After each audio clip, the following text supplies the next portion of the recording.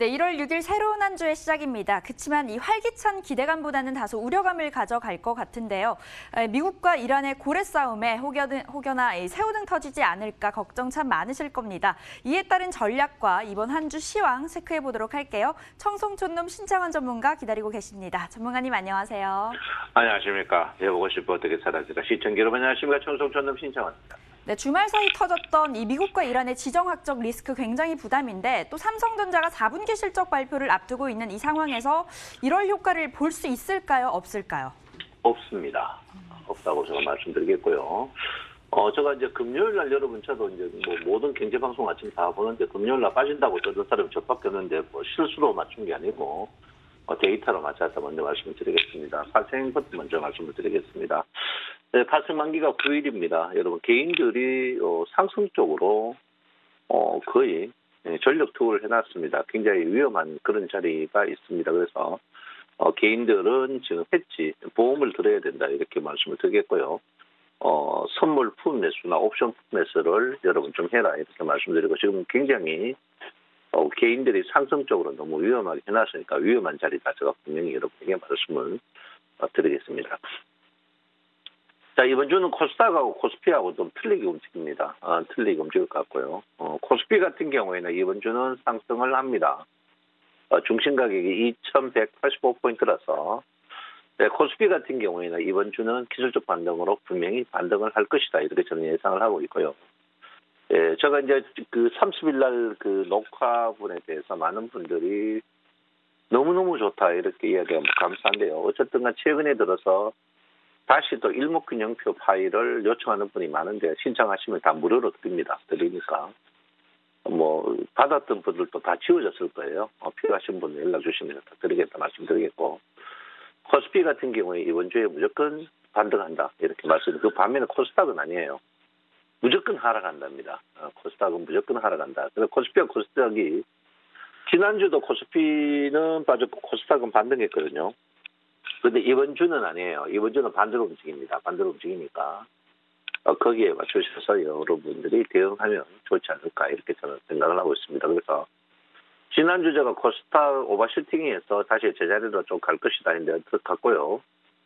어쨌든 이번 주는 코스닥은 빠지고 코스피는 반등한다. 그걸 여러분께서 운영하시면 좋지 않을까 이렇게 저는 생각을 하고 있습니다.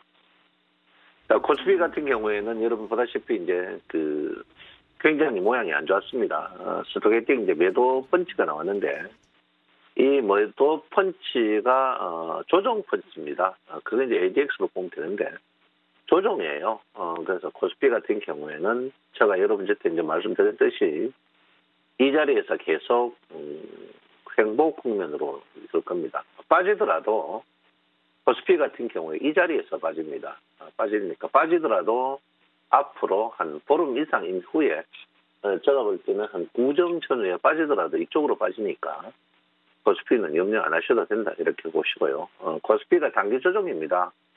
전환선과 기준선이 벌어지면 무조건 조정이거든요. 그래서 지금은 전환선과 기준선이 워낙에 많이 이격이 있었어요. 이격이 있어서 지금 팔고 있습니다. 팔고 있는 그런 부분이다 이렇게 보는데 어쨌든 저는 코스피 같은 경우에는 크게 빠지지 않습니다. 빠지지 않는데 코스피 같은 경우에는 빠지더라도 분명히 이쪽으로 빠지니까 여러분께서 너무 염려 안 하셔도 된다 이렇게 말씀드리겠습니다. 코스닥은 거의 300일 목표를 달성했습니다. 달성 거의 조금 차이 났어요. 차이 났는데 코스닥은 이번 주에 여러분 전환선까지 주가 11일평 다일 때까지 주가가 조정받을 겁니다. 11일평까지 조정을 받으면서 스토캐스틱이 데드 크로스 날 거예요. 그리고 여기 하락을 했는데 ADX가 상승입니다. 빠지면 빠른 속도로 빠질 가능성이 있습니다. 그래서 코스닥이 제가 볼 때는 심각하게 빠지고 그렇지는 않지만 650까지 빠질 수 있습니다. 그러니까 650 같으면 20포인트거든요. 20포인트 같으면 3.5% 정도 빠질 수 있어요. 굉장히 코스닥이 크게 빠질 수가 있습니다. 그러니까 여러분께서 코스닥이 빠진다는 것은 바이오 주식이 힘이 없다는 거거든요. 바이오 주식이 힘이 없다 이렇게 보니까 여러분께서 코스닥을 고개에 맞추셔서 매매를 하셔야 된다 이렇게 제가 한 번 더 말씀을 드리겠습니다. 그래서 코스피와 코스닥이 지금 다르게 논다. 그 부분을 제가 분명히 말씀을 드리겠습니다. 코스피가 사실 최근에 보시면 셀트리온 헬스부터 시작해서 시세를 꽤 많이 냈습니다. 30% 이상 다 냈어요.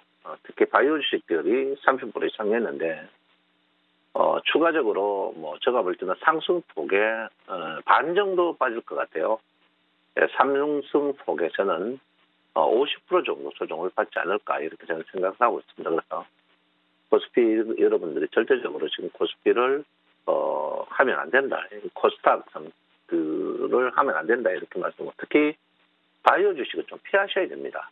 피해야 되니까 여러분들 바이오 주식 여기서 잘못하면 한 번 더 담보 부족이 날 수 있는 그런 부분입니다. 그래서 사실 셀트리온 헬스 같은 게 대당락 이후에 수가 개선하면 주가가 거의 30% 이상 떴어요. 제가 또 이때 또 바이오가 된다고 했었는데 지금은 바이오 지금 안 됩니다. 절대 바이오를 만지지 마시고 개별 종목적으로 계속 포인트를 맞추셔야 된다. 제가 여러분에게 말씀을 한 번 더 드리겠습니다. 이번 주 이제 삼성전자가 조정을 지금 2주 받았습니다. 삼성전자 하이닉스 조정을 받았는데 삼성전자 하이닉스는 뭐 저는 이때부터 분명히 안 좋다고 적했습니다. 안 좋은데 그 이후에 뭐 10%다가 저한테 욕하는 사람이 있는데 그래도 어쩔 수 없습니다.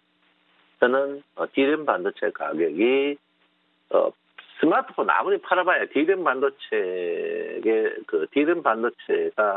되면 아무것도 아닙니다. 그래서 최근에 이제 D램 반도체 가격으로 봤을 때 그런 부분으로 봐서 저는 삼성전자는 일단 조정을 최소 5만 3천 원까지는 저는 받아야 된다 주의거든요. 그럼 여기서 한 5% 정도 더 빠져야 된답니다.